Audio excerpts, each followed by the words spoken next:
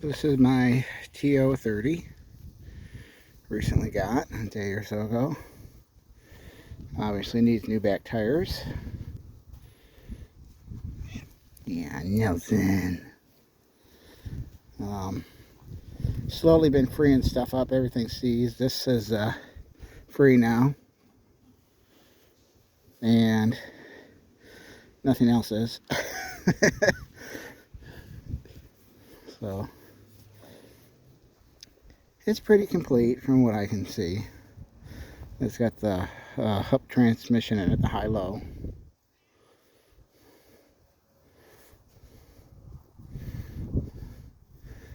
Grill's a little banged up and a little rotted, but I think I'll just cut this out and weld a new piece in.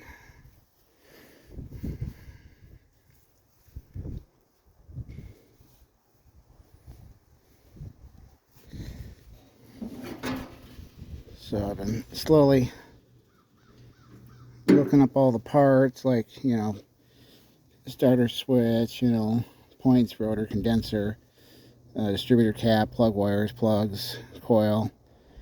I'm going to have send the radiator out, so they'll fix this and fix any of these broken brackets. Like this is broken on that side. I think it's broken. Yeah, the bottom's broke free too. Finally managed to find the little rubber bumps. So, but just slowly freeing stuff up. The only thing that it turns easy is the engine.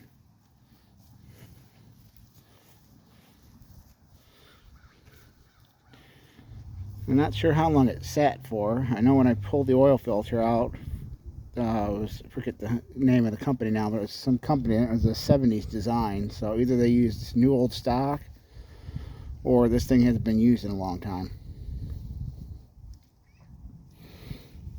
This is the first time I've ever seen this style dipstick, though. I've worked on a few TO30s, and they always have a little ring. They never have this aluminum. So I don't know if that's aftermarket or if that's how they originally were. It appears to have a 35 manifold on it. The muffler's rotted off. I'm not sure if I'm going to put the 35 manifold back on, like a replacement, or if I'm going to put the 30 on. I don't know if there's a benefit to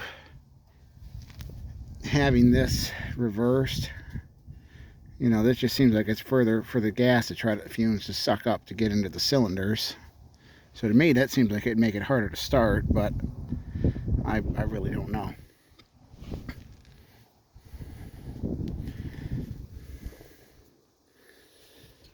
So this did break, which I knew it was gonna.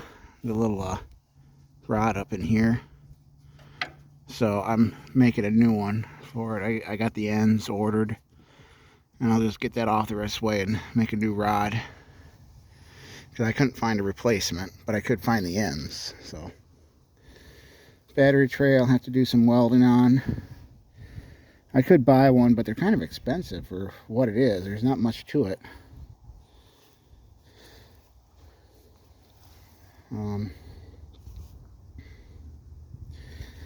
This here, let me set you down a second. Gotta turn the wheel. Oh, there we go. Okay. So this here, you have a gear here. This is neutral. This is another gear. Back to neutral. Pull out and go up again, and that's another gear. So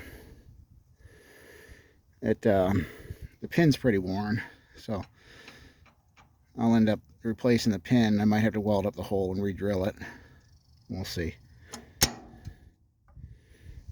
But this arm, according to the installation from the Hupp manufacturing, this arm should have been heated and bent out a little bit.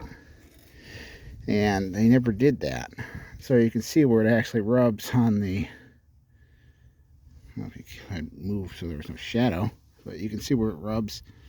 So this thing would be kicked out of gear a lot. So I'm hoping the teeth are on the gears are okay.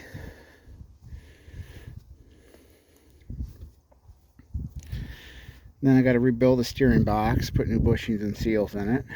The gears are nice and tight, but the bushings are, I mean the arms, they have a lot of play in them.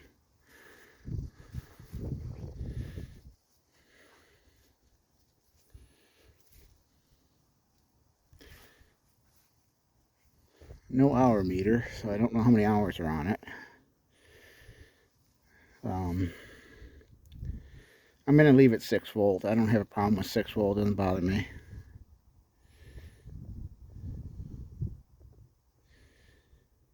So yeah, the engine,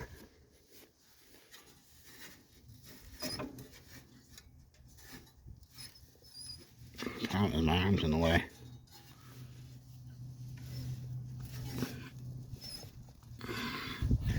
Engine turns over fine.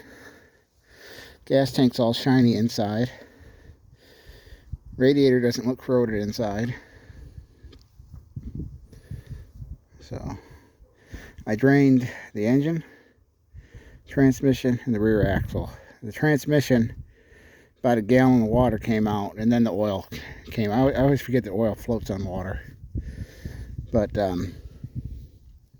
yeah, the water was clear though. It wasn't rusty. And shining my little scope in there, the gears don't look rusty. So I'm thankful for that, because otherwise I'd have to pull all that apart, wire brush it, flush it all out, because you don't want that getting in your bearings and everything.